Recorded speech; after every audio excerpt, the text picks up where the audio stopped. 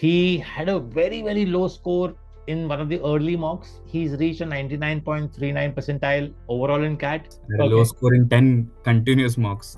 Oh, 0, 10 1, continuous 2, mocks. 0, 1, 2, 5. So in LRD, I was going like this only. A mock I would say was CAT 2025. Okay.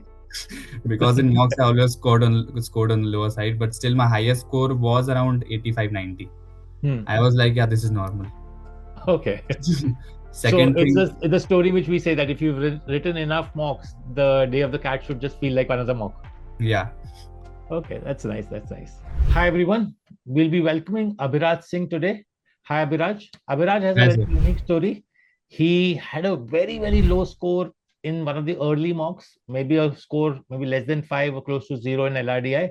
And from there, he's reached a 99.39 percentile overall in CAT and a 99 plus percentile in LRDI too. Hi, Abhiraj. Hi, sir. Good afternoon. Hi. So I'm sure the students want to know what happened, what did you do? They want to hear your story completely.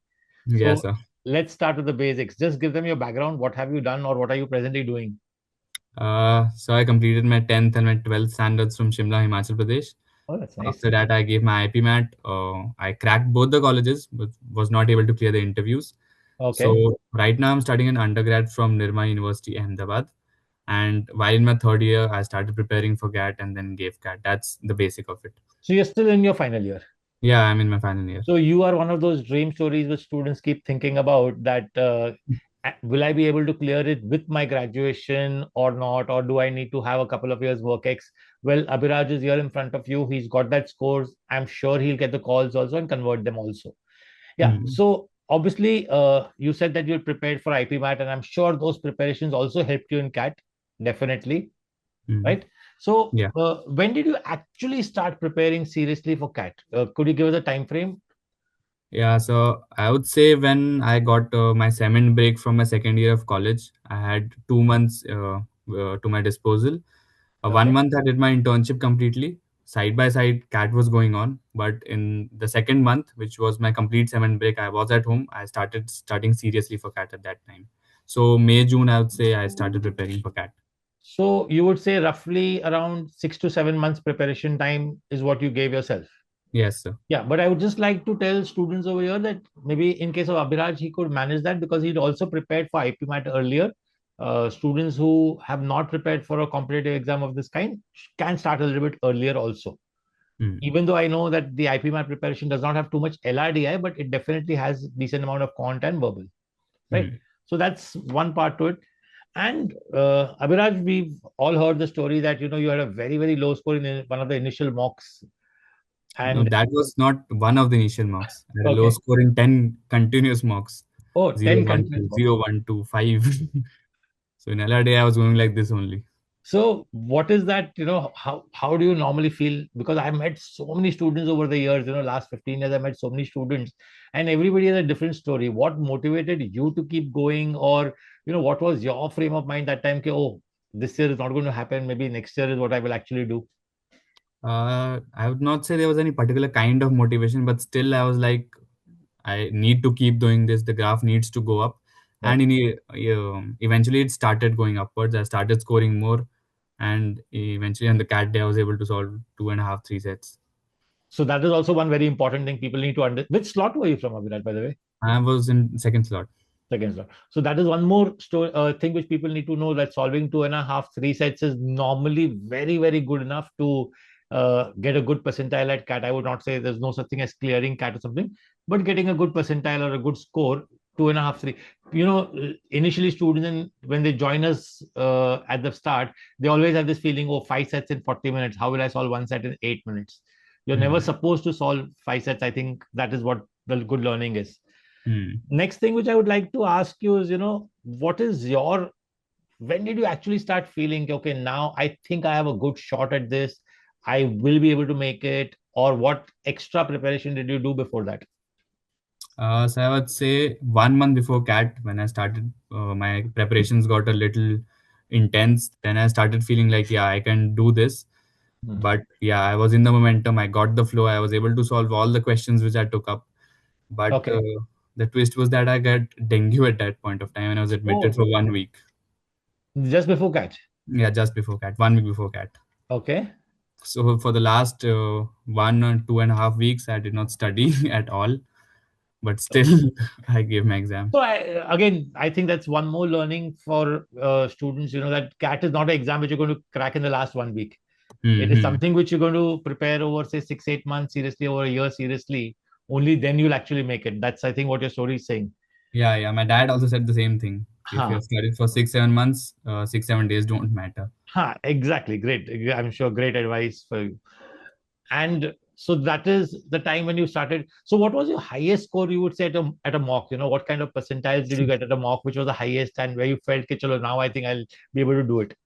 This is interesting because the highest score I ever got in a mock, I would say, was CAT 2025.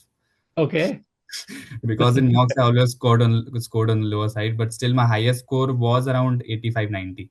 Okay. So you had 85, 90s, and Hmm. that kind of also always, mock scores are never really what you will actually see on the day of the CAT, because the number of people writing CAT are much higher. So that 85, 90, which you're getting in mocks, also actually becomes a 94, 95 in CAT. Obviously, you did much better, but I'm just saying that. The more than the marks, you got to see that what are your preparations, what are you lacking in. And now, looking from the iQuanta's perspective, what was that particular modules or the iCats or whatever you think really helped you in your preparation, and which maybe give you that jump from that low scores to at least a good decent score? So firstly, I would say the ICAT mocks itself they were on little harder side. So Okay. when the actual CAT paper came, which was hard enough, Hmm. I was like, yeah, this is normal. Okay. So Second thing, it's the story which we say that if you've written enough mocks, the day of the CAT should just feel like another mock. yeah. Okay, that's nice. That's nice. Second one was the application classes which are happening.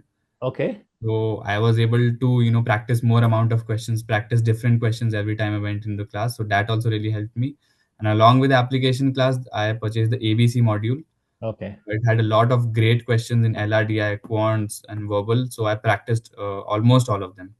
So I've heard this over the last few days from yesterday onwards from a lot of students, that the application classes really help them, because Hmm. after doing a live class, they would sit back through the application class, practice those extra questions. That Hmm. is what is really helping a lot of students. I think that's what you're Hmm. saying helped you Yes. also. Okay, that's nice. And one very important thing, students have this: what is your daily schedule? What did you do on a daily basis? Did you do only one subject on a daily basis, all three areas? How would you say? And also, one small thing: how did you manage your final year studies with CAT? Because that's also a query which students have. So it was a bit on the harder side, but still I decided I would pay more attention in class so that I would dedicate more time to my CAT studies when I went home. Okay. If you ask about my daily schedule, I did not have a fixed one, but Okay. still I went out to play sports. Oh, I that's nice. maintained my physical fitness, and for my subjects, I studied two subjects daily. Hmm. One quant was consistent. I studied quants daily, and Hmm. I was alternating between LRDI and verbal. Oh, so say day one quant and LRDI, so day two quant and verbal, that way. Yeah. Okay, that's a good advice. That's a general advice I normally give people also. Hmm. And what would be that, say, X number of mocks which you wrote? Rough number. I maybe if you just have a rough number, because that's also a Rough. query students have. Uh, I am sorry to say, but my number will be a little bit on the lower side. I wrote around 20 marks. That's all. Oh, that's a good number. You will be, if I look at it that way, you'll be in the top 2, 3 percentile of the country who wrote 20 mocks. The students don't write that many mocks. They buy all the Thought they mocks, were a but they bit don't less. land up writing it.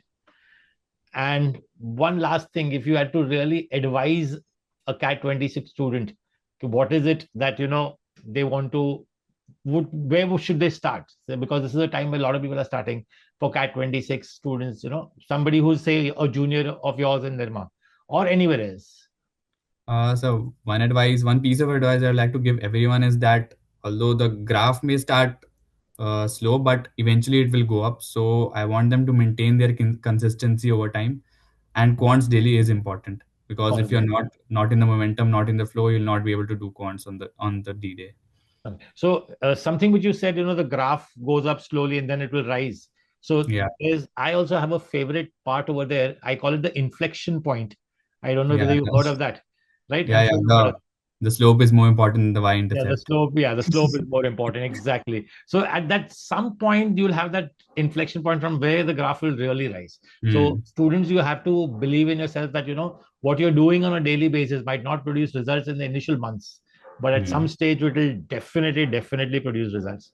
Hmm. And I'm really happy that you're one of those commerce students we are interviewing, because a lot of BBA, commerce, BCom, BMS students feel that, oh, only engineers make it to the IIMs and all. But I'm sure hearing you, they'll all be thrilled, and also understand that you get calls also at that slightly lower percentile. So at Abhiraj at Hmm. 99.39 will get most of the calls, at least. That's what I would Hmm. hope for.